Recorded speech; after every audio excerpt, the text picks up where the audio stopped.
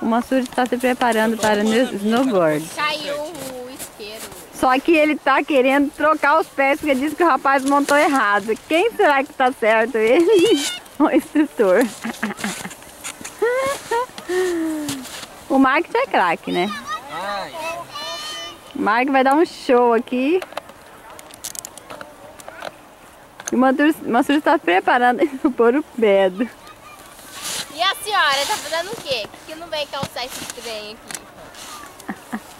Gente, eu vou ter que mandar isso aqui pro Faustão.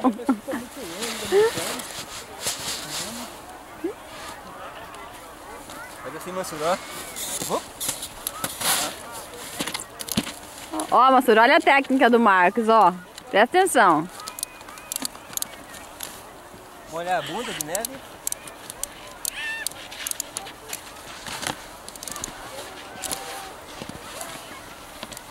Mansur já pegou o gingado ali, ó.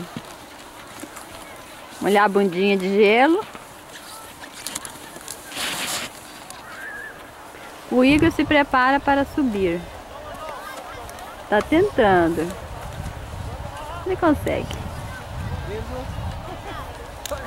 Com esse calçado é muito ruim, cara. Vai, Mansur. Será que você aguenta levantar? Levanta! Força! Eu não consigo nem levantar. Lembra daquela cervejinha, por que você não aguenta levantar? Escuta, mamãe.